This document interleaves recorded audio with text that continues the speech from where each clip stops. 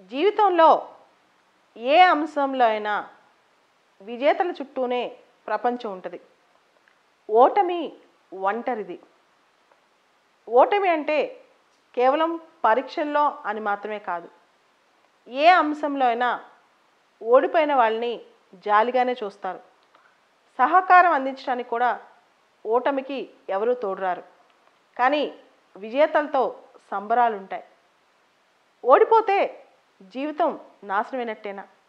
ఓడిపోతే జీవితం పోయినట్టేనా అంటే కానే కాదు.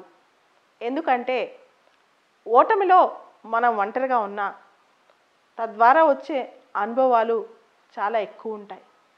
ఆ అనుభవాలే మనకి మిత్రులు, మన శ్రేయోభిలాషులు.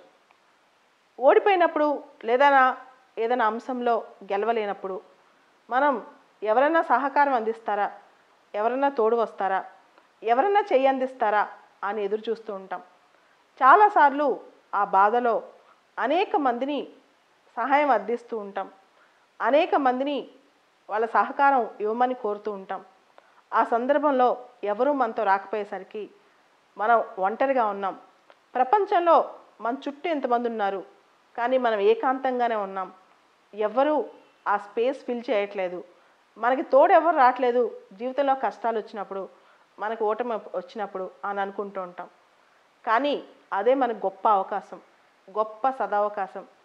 మనతో ఎవరూ లేనప్పుడే, మన కోసం ఎవరూ రానప్పుడే మనకు మనగా ప్రూవ్ చేసుకునే అవకాశం వస్తుంది.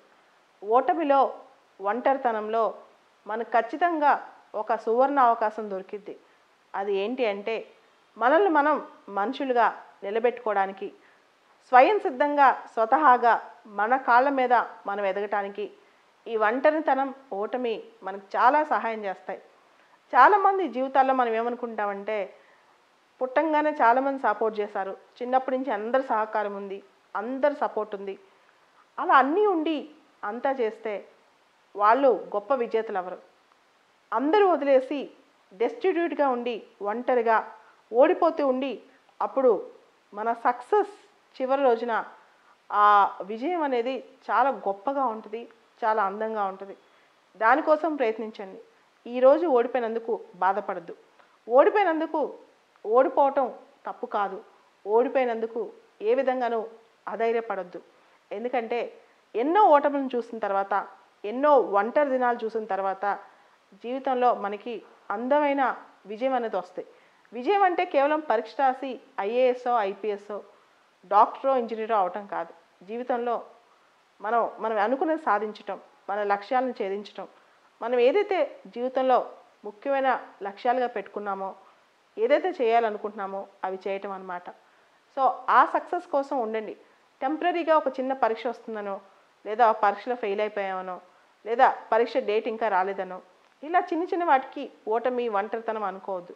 కొన్నిసార్లు మన చుట్టూ ఉన్న వాళ్ళే మనల్ని అధైర్యపరచటం, మనల్ని హేళన చేయటం జరుగుతూ ఉంటుంది. అలా జరిగినప్పుడల్లా ఇగ్నోర్ చేయండి. మీ జీవితంలోనే కాదు, నా జీవితంలో కూడా చాలా సందర్భాల్లో దగ్గర వాళ్ళే ఒక్కొక్కసారి సపోర్ట్ చేయకపోవటం, ఒక్కోసారి అది కాదు కదా, అది అలా నువ్వు చేసేది తప్పు అని చెప్పటం జరుగుతూనే ఉంటాయి. మన మీద మనకి నమ్మకం ఉన్నప్పుడు, మనపైన మనకి విశ్వాసం ఉన్నప్పుడు ఎవరు ఏం చెప్పినా సరే మీ దారిలో మీరే వెళ్ళండి. మీ దారి మీరే వేసుకుంటూ వెళ్ళండి. జీవితంలో గెలుపోవటంలు అనేవి కేవలం ఒక పరీక్ష పాస్ అవటమో, ఒక పరీక్ష ఫెయిల్ అవటమో గెలుపోవటంలు కాదు.